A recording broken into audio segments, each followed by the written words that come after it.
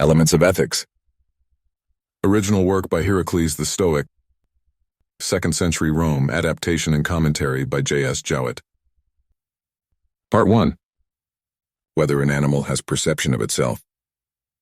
To consider the best starting point for this Elements of Ethics is to start a discussion of the first thing that is one's own and so very familiar. I will though maintain that it is no worse for this discourse to commence earlier, and in considering the generation of living things in total. So then what is the initial and primary attributes of an animal begins this treatise.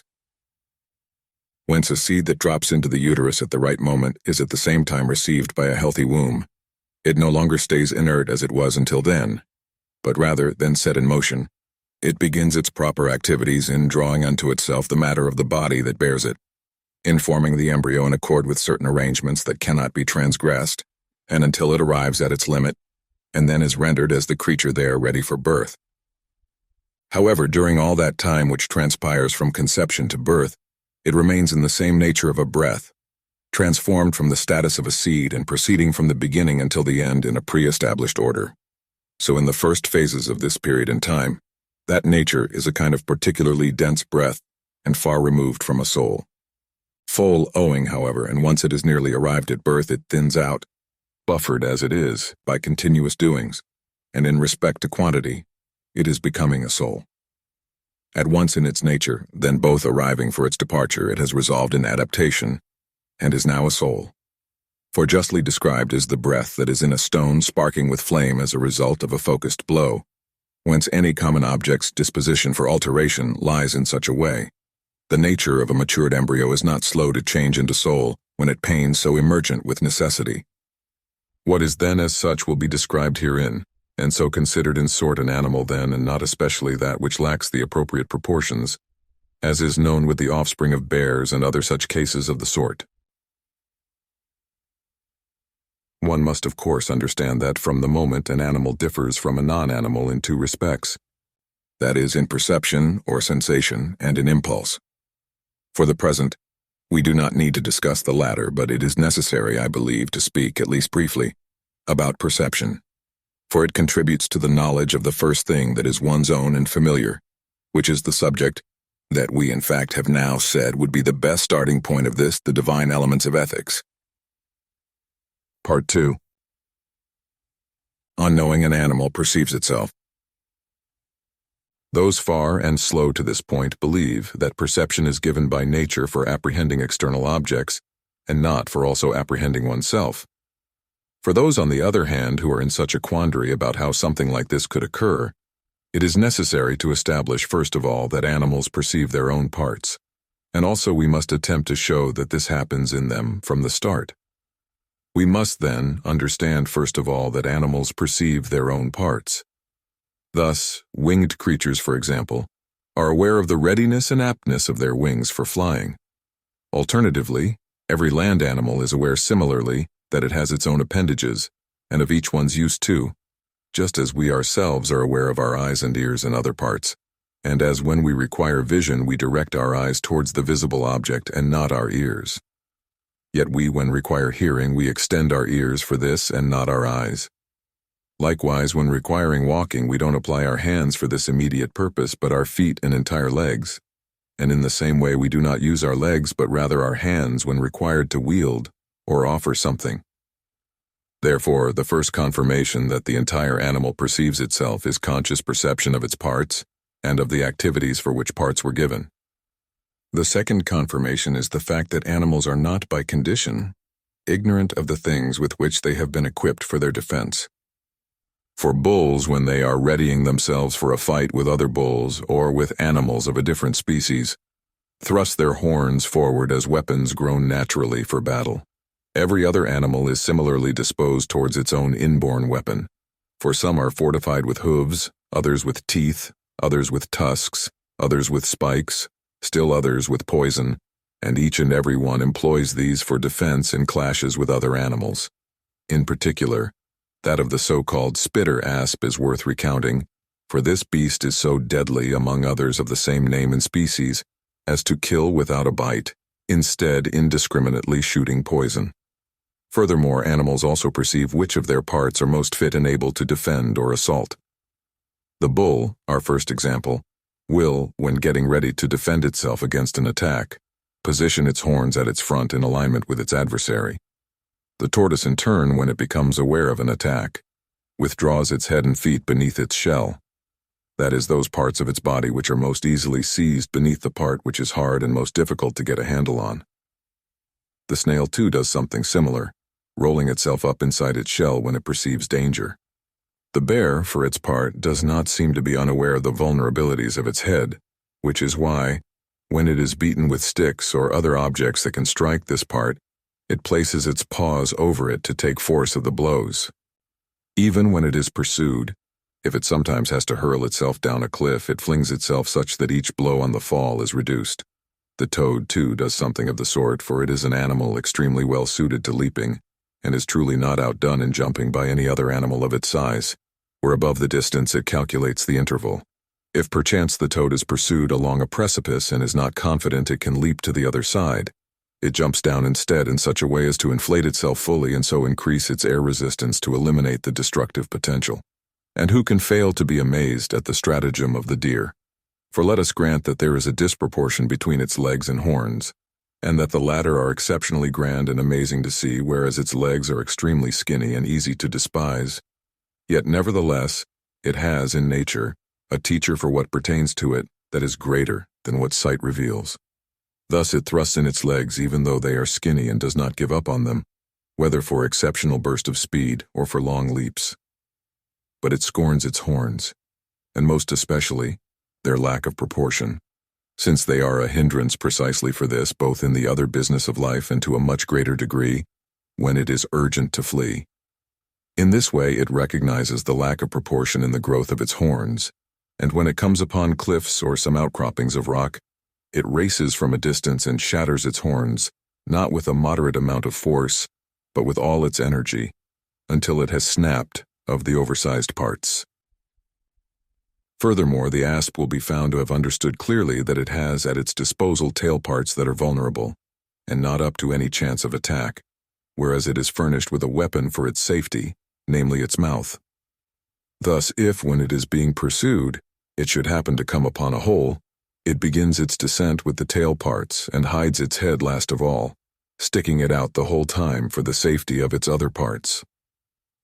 The stratagem of the beaver is even more amazing. It is a riverine animal that is fairly abundant around the Nile.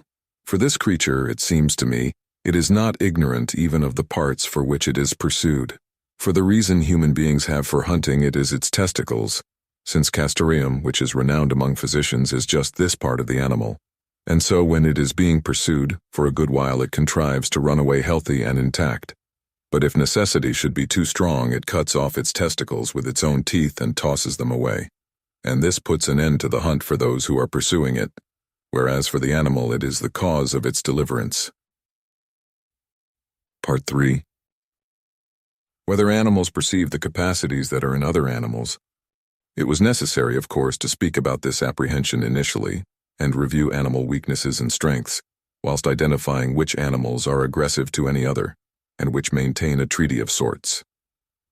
When a lion, for example, fights with a bull, it watches its horns primarily, though whilst in battle with a wild donkey it focuses on its hooves to avoid a debilitating kick on the contrary.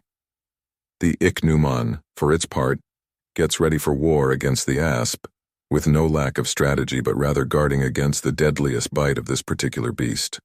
So it will on occasion, to safeguard against such a strike, drop in such a fashion as to use the weight and momentum of the asp, and quite easily indeed. But of course there are household chicks, and if a bull circles them and jumps around, they will continue to sleep and not go aflutter. But if a weasel or a falcon arrives, they will screech and hide by their mother chook as soon as is possible. Again, for its part, the lion more easily shows contempt for an unarmed man, whereas he attacks one who holds a hunting spear in his hands with less confidence. In my opinion, moreover, the entire class of irrational animals, not just those that are less endowed by nature, but also those that exceed us in speed, size, and strength, nevertheless, when they perceive our superiority in respect to reason, run away from and avoid humans. But this would happen in this way if animals were not perceptive of the advantages in other creatures as well. Indeed, there are further points that support the case that an animal perceives itself, but insofar as suits the present purpose, what has been said will suffice. Part 4. Whether the animal perceives itself continuously. First, then, it is necessary to know that just as the body of an animal is touchable, if I may put it this way, and tangible, so too is the soul. For in fact, it is of the class of bodies. But this is available in our own treatises, which demonstrates that the arguments for those that speak about the exceptional status of the soul are fatally flawed. Since it is body, then, it admits of touch, as I have said, and of pressure and resistance, blow and counterblow, and whatever else is similar to these. Second, and in addition to this, one must consider that the soul is not enclosed in the body as a bucket, like liquid surrounded by a jar, but is wondrously blended and wholly intermingled, so that not even the least part of the mixture fails to have a share in either of them. For the mixture is most similar to those that occur in the case of the red-hot iron. For there, just like here, the juxtaposition is by holes. Thus, too, what pertains to shared effect is total for both. For each shares the effects of the other, and neither is the soul heedless of bodily effects, nor is the body completely deaf to the torments of the soul. That is why, just as there follow upon inflammations of the vital spots in the body, delirium and strange drifting of thought and even the obstruction of the entire imaginative faculty, so too the body is affected by the griefs and fears, rages, and, in sum, all the passions of the soul, to the point of changes in color, trembling of the legs, emission of urine, knocking of the teeth, and right up to the blocking of the voice and a shocking transformation of the body as a whole, for they would not so easily be exposed to the transmission and reception of affects, if they were not mixed together in the way as we have said. Third, in addition to all of this, I think that not even Margites would claim, on the contrary, that the soul is not a perceptive faculty, for this is why it surpasses a mere nature, and also by virtue of becoming endowed with impulse, since it would have remained just a nature rather than a soul if it were deprived of impulse and perception. What then do the present considerations still require as a fourth point? It is clear surely that it is to present how the soul attains movement. Now this last runs the risk of not being specific to the soul, at least according to the most convincing doctrine of our school, but neither is it independent of it, but rather it is common to both soul and body. For bodies would not all cohere from mid-parts to extremity by tension, unless tensile throughout. Thus the soul too is a cohesive force, and it must maintain the appropriate tensions, so that no part of the body is only the first destroyed when failing at fulfilling its specific function, and as a consequence, and inevitably by purpose destroying the remainder of the parts as and when functioning rightly toward the whole of the parts. Since then an animal is no other kind of thing than a composite of body and soul, and both of these are touchable, able to deliver blows and subject to pressure. And since furthermore they are mixed by holes, and one of them is a perceptive faculty, and this itself moves in the way that we have shown, it is clear that an animal must continuously perceive itself, for the soul extends outward with an expansion and strikes all the parts of the body, since it is also mixed with all of them, and when it strikes them it is struck back in turn. For the body too offers resistance just like the soul, and the effect ends up being simultaneously characterized by pressure and counterpressure, such as tilting inward from the outermost parts. The affect is borne in toward the hegemonic faculty in the chest, so that there is apprehension of all the parts, both of the body and of the soul, and this is equivalent to the animal perceiving itself. Things that actually happen do not defy this case thus presented, for the plausibility that, if ever an animal becomes wholly insensible of itself, this invariably happens above all, during sleep. But we see that even then, in a way not very easy for most people to follow, an animal nevertheless perceives itself. Now for a grasp of the entire animal genus, it suffices to lay out what we encounter in our daily life. For in fact, in the winter season, if some parts of our body are exposed, even if we happen to be gripped in the deepest sleep, we nevertheless draw up in the bedsheets and cover those parts that are cold, and we keep those wounds free of blows and pressure, even if we are sleeping profoundly as though we were employing a fully conscious, waking attention, And if the day before we have agreed with some others to get up at night, we awaken when the hour we set arrives. You can see that even the pursuits that concern a person follow him right through sleep. Thus a drunken often falls asleep without releasing the flask from his hand, whereas the miser naps with a tight grip on his purse. In his way, indeed, I fully expect that someone who is good at judging characters, if he stands next to people in their sleep, will be able to recognize, on the basis of their manner of sleeping, what kind of disposition one sleeper has, whether he is strong and full of tension or else softer than should be. For if in fact people who expect to die and have a brief time left, and privy a good death like a virgin in a tragedy, then, much more so do the signs of one's disposition filter through their bodies while sleeping. Thus, for example, Hierocles too sleeps grasping his club in his right hand. All these examples then, and others that resemble them, they number in tens of thousands, seem to me to be a most reliable confirmation of the fact that even in sleep we perceive ourselves. Nor is the argument true for us but not for the animals.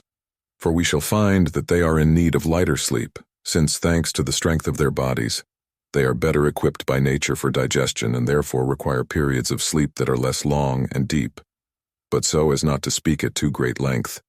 Their manner of sleeping too is in fact a confirmation not only of the lightness of their sleep, but also of their perception of themselves during sleep. For from the commencement of rest, the tiredness of such an animal is depending likewise on the tensions exuded, to affecting the depth in their attentions as they're preceding their slumber and throughout. Though at the onset of sleep they don't pertain to collapse into sleep after extreme tensions have abated, rather ease into sleep, as though from the most continuous caution, and as if they were the same as when awake, but in extension to when the most danger still may reside. If it were not, that the time, when danger may be known to return again, the animal should forthrightly deepen its slumber in preparation of the coming battle, and so be most ready to resume again with optimum tension, after this necessary interlude, as it were. The first things that were discussed by us are that an animal as a whole perceives its parts and their functions uninterruptedly. It is clear that an animal perceives itself, and from the beginning, for in fact this part of time, the first part, is the last for us to consider appropriately, and so for us seems the strongest available point of time to be adopted in support. After this, come let us consider to which stage of life it would be appropriate to ascribe this event, if we were denied the first stage. Let one of those who object answer me. In which stage does the animal initiate perception of itself?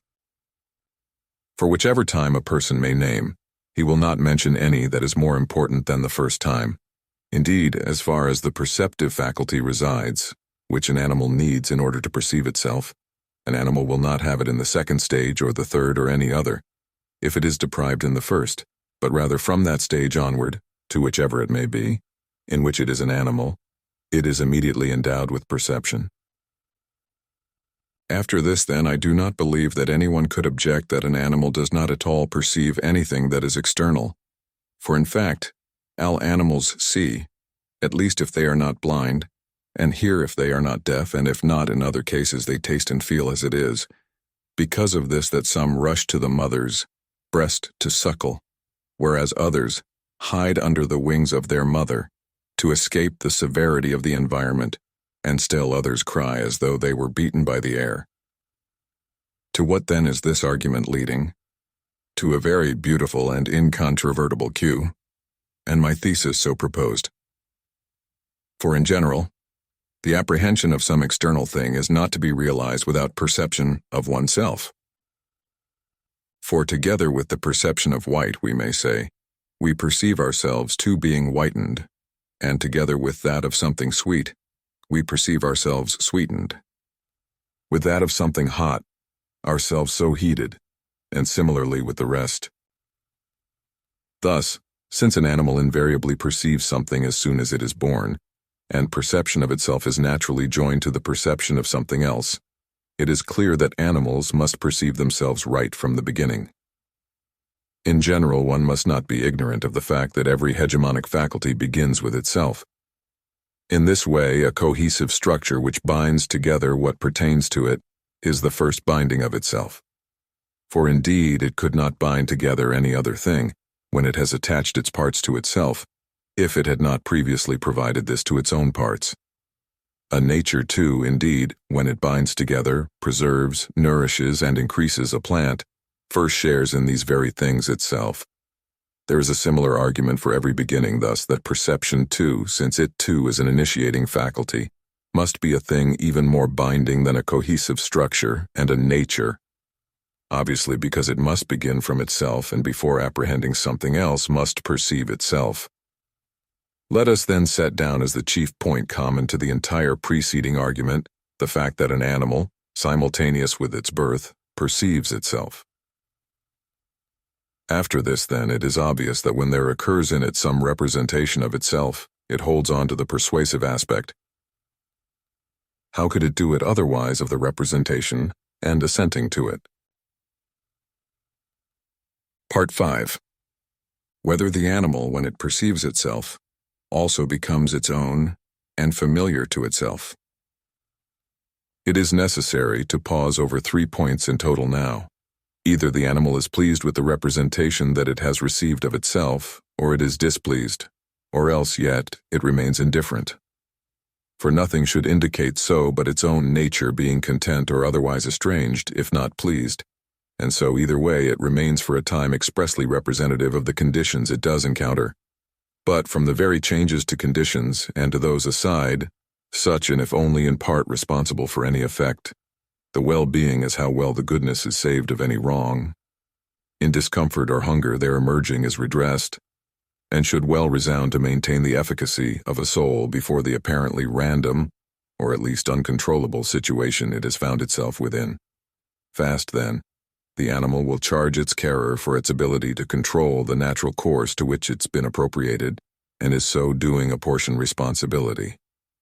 A nature, of course, would also be subject to the charge of making these kinds of effort in vain prior to birth, if an animal were not going to be pleased with itself as soon as it is born. Because of this, no one, it would seem, not even the Margites, would say that an animal, when it is born, is displeased with itself and its representation of itself, and in fact it does not remain indifferent for not being pleased. No less than displeasure leads both to the destruction of the animal and to a contempt of its own nature. Consequently, this reasoning compels us to agree that an animal, when it has received the first perception of itself, immediately becomes its own and familiar to itself and to its constitution. It seems hence upon all events that the facts themselves support the argument. What then? Is it not the case that, in accord with its own ability, each animal does what contributes to its own preservation, avoiding every attack even from afar and contriving to remain unharmed by dangers, while it leaps toward whatever brings safety and provides for itself from far and wide, whatever tends to its survival? For in truth, we can find that not only those that excel for the wondrous beauty and size and are outstanding in their particular strength or speed are such in respect to their own preservation, but also those that are small and of no account, and in some way unsightly. For nature is cunning at instilling even in such creatures a powerful passion for themselves, for their survival would otherwise be impossible. For this reason, indeed, it seems that even newborn infants do not readily tolerate being enclosed in dark rooms that are deprived of all sound, for they extend their sense organs, and if they are unable to hear or see anything, they receive a representation of their own annihilation, and for this reason they can scarcely endure it. This is why nurses cleverly urge them to close their eyes, for the fact that they are deprived of the apprehension of what is visible by their own choice and not under compulsion, allay their fears. So some of them close their eyes without urging, since they are unable to withstand the jolt of darkness. So great, then, is the superabundance of signs that an animal becomes its own and familiar to itself, that it is even possible to show that the proposition is sound on the basis of things that are contrary to nature. To animals it's a difficult thing, either for what is not yet cared for, and only then born, or even having been most properly and then so becoming the most responsible. Nevertheless, becoming their own and familiar to themselves provides them with a starting point to which each is bearable to itself, even if it is unbearable to others. For example, if we endure the most malodorous wounds, those most repulsed by the sight, if they are our own, then it and every other unpleasantness, since it is overshadowed by one's self-love, doesn't detract from anyone's own responsibility. This indeed is the most amazing matter of all, for what is uglier than that which is not our own, and suffering so greatly? Surely, if carcinomas and tuber-like excrescences of the flesh and black splotches and putrefaction and the rest are unpleasant to the sight, but as that occurring on those under our care, as the most and not immediate part of one's own self, and yet whether familiar to the reason for occurrence or not, and if but being akin or accompanied to one so endowed in some integral manner or another, for those then to incline away from the matter may be to removal of such problems occurring in themselves, but only least for the contraction of any vile condition. Then, in the resolution of ill problems, and what the nurse knows dearly in diagnoses of conditions of the body, the soul will preserve its pleasures away from the worst and the unlikely result of that far from nature, and so deep on the contrary to one's own self-love. When still the responsible bearing of another animal and as close to the first time, that it may take on its own reason and practice. And the nature in which it may do so is controlled in at least a part by its mother or other superior. Even that ugliest and most unpleasant thing may be considered nothing but less than the natural, best, available, and proper part to be then known. To the animal born with a condition aside that expected by its mother, or that favoring its survival, and when appearing simultaneous to its birth, for the animal it is assumed a standard and accounted for when during the first stages after its birth, it moves forward so as to merely survive, but preserve itself and among the others of its age. But if in what condition expressly it's denied anything, then such if it is representation maintains an unnatural change as if by impulse, it will not yet know, and nor likely its others from this first time, nor to affect the so-called becoming one's own and familiar, as the self-conscious perception of what tends to one's own safety. Its sociability isn't altered by further tension. That is why an animal is seen simultaneous with its birth, to perceive itself and to become its own familiar to itself and to its own constitution. Having arrived at this point in our argument, it would not be inopportune to clarify the manner of representation. So when an animal has, in this way, grown considerably over time, and as born with a condition of what sort may yet be said, by now the representation of its articulation is clear and precise in the manner of affecting its livability, whether for want of defense or for capacity to excel in offense, not either for clarity of purposes at the first time even then, the articulation made unnatural in its course may have been sculptured as it were with strength, and through clear impressions and apprehension of the animal's properties is achieved. But from its beginnings, even in the first moments of its birth, this is not the matter of representation nor of perception, rather disposition, since both prior are confused and in the employing of a generic impression, and very plausibility for the same imprint which is still thick, appropriating of substance, in the nature of new animals. Whatsoever would otherwise be determined unnatural if it were not for the strength and fortitude exuded, then once the irregularity represented at birth was subsumed in perception of a superior and fortuitous appropriation of merits, in becoming secondly, and hence strong when at first weak. Secondly then, and due because of the confusion found at birth, that the animal has without the proper exercise and without the practice normally assumed by one of its kind as an animal, discovered in perception the part which made it exclusive and different, and found it was not external to the problems it assumed in survival, but indeed a help to grasp them, so as to become inside things in a precise way. Because of this, then, the representation remains indefinite. At the time that a new disposition is available, the perception of that is in an intermediate condition, which tilts this way and that insofar as it is such and in relation to such and such a thing. Now, with different conjecture concerning this event, two noblemen of our sect, Chrysippus and Cleanthes, of who the first Chrysippus will agree that an original disposition favors those of the animal's kind along with itself, and not any other things whether animal or natural. Cleanthes alternatively will agree that the disposition should not help, nor hinder any of the animals of the kind, except where concerning others, and by nature. So that either of Chrysippus or Cleanthes will be right to correctly pronounce that and any disposition is natural, and hence fit for the right purpose of that firstborn, in taking its own as familiar, and imprinted by what is perceived hotly and contested, but in truth a misrepresentation by inferior grades, who contest the matter itself, such that whence a definite fixation of benefit within the animals of one kind should become a hindrance to those contrary and of other kinds, where a primary defense requires a sum of greater parts. For while under the sun, the carnal delights expressed with apprehension will push aside all chance of survival, but for those most keenly following the lead of its mother.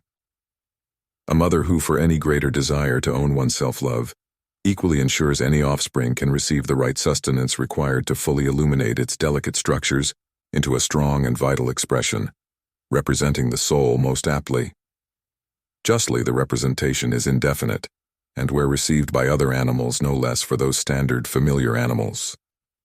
And so by the chance that a baby bird has the need to fly, it should thence fly faster, swifter, or more cunning with such a definite thing given at birth when then unknown to any of its kind, but in the apprehensions diverging as established by the parts affixed by the whole.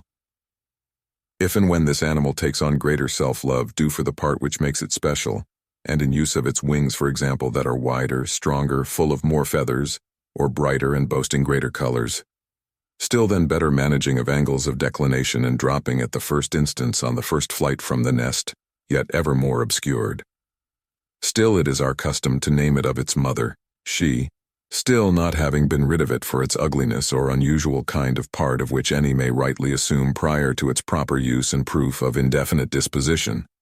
This case in the most certain settings detail the use of parts and propagation of any part by the offspring, and of which becoming familiar to one's own is also a certain mastery of exceptional new qualities, pertaining to greatly enhance, and when not destroying, a soul's natural disposition. The two sides being fixed, and rudimentary to the matter where offspring germinate with all the peculiarities expected, and may excel so in a fashion unexpected prior, and not very well known, but perceived as a clearer representation of the animal. Part 6. An animal being well disposed toward itself. The same too is said of the bird's mother, in which identification of the offspring's indefinite disposition is held for the most part as the essential propagation of that trait which makes the thing superior in one way or another. So is, as a general commanding the legion, for example. For where the multiplicity of these now betterments may be discerned in recognition alone, where, and in pertaining to a stronger, longer, or sharper beak, it is also to provision better equipment for the commanding officers, and more stable supports and sustenance on whole, and through better quality of weaponry, that the sharper and more adept make for winning in the fashion of war.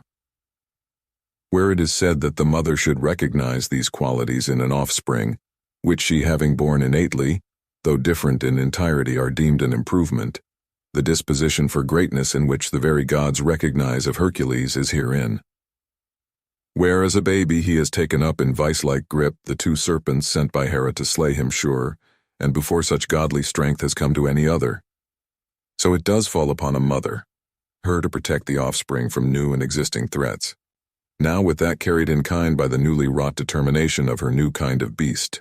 For the sharper, quicker kind of bird, as was said, will deftly lay claim on all that surely before betwixt its kin, and not as the mother has in merely protecting her kind anew, but in far greater proportion in threaten those who may long have threatened her, and her now inferior kin. Of the things that preserve one's constitution, this advance is better surely in all measure and respects, what is should and ought be worshipped, though on the contrary, Hercules was left to roam outside the gates of Olympus, not only as sport or out of fear, but indeed for supporting the weaker and inferior who may yet conspire to atone for their unjust determination, which has laid them deft incapable of excelling further any more. Though in becoming one's own and familiar, we too should surmise that kinds of disagreements may arise on the matters of handling the threats now possible to abate, or over the benefit of not just any new kind of creature's own wrath, but over all animals and all be it human alike. It should be held true that the self-love expressed by Hercules is sufficient even outside of Olympus, whilst under the gaze of his father, the father of gods. If those within the walls, and be it an agora, alhambra, palace, or city wall, may continue on in good stead, without even the knowledge of what makes their kind better or greater, and now as in one, but many more ways than just the making of war. For indeed, just as the mother's disposition is by love to her young, and the same for all, before understanding of the strongest wrought, combined and while still unbridled by sorts of indefinite dispositions, justly described, is a city-state that may be decreed obsolete. Thus, and unlike the wrathful Hera, a mother has indirect charge with her love over hate and holds herself sure so otherwise disposed toward difference which she will direct only away and to the enemy wheresoever she can. Now while hated-filled fear is set away and acquired for reclamation on prior injustice, that kept toward one's family is the loving. For becoming one's own and familiar is called by many names, where that toward external things is by choice. Just as how we generally make our children our own and familiar in a loving way, and with external things do so by choice, so too an animal does so in a well-disposed way in respect to itself, and by way of preferential selection toward those things that tend to the preservation of its constitution. Now, as said for the governance of the state, the true power is lying near to the secret, but real and subtle perceptions of the difference, and adherences to indifference. So whilst the Governor-General embarks upon the many campaigns applying the might and glories of the armies wheresoever he see fit, he is of Zeus's clamor, hid away from the point where the outcome will be predetermined, vulnerable to the dispositions not yet apparent and merely deploying control over limited difference within a predetermined set, limited duly by the material capacities wrought forth, that laying in charge by the mother's own perception of her young, who she feeds proper, separates during sibling rivalry and in all parts dresses them to fulfill a great capacity long yet to known by all. It is he who oft lays with her, and therein their act may create the outcomes for the next Governor-General to be eventually decided by inevitability. So who then can say forthrightly, if by their choice of mate, a leader is casually deciding their city's fate, and where so rejecting the final absolution for longer yet subtracted gains? It is only in the last part as a baby does in defending itself against serpents, the careless approach of an inferior disposition. Conclusion. What the goal is. For this all now we have said that the carefully subtle advance of disposition are determined in a couple's embrace at a measure described of the gods of Olympus. Now upon our fair city of Rome, what will besiege us, sure in 20 years from now is being decided proper by the fates, as was the Spartan charge against Athens, even as the mightiest fighters on the Aegean. Only an inevitable surrender to our Roman commanders. All still in preservation of the constitutions are the delicate embraces of a nature of dispositions described, and we can answer affirmatively that those of good merit, those honest and virtuous, will first know their kin's indefinite dispositions and lead our people to long-term prosperity. For the full copy in writing and commentary of the key points, go to https://humanityqualifies.blogspot.com.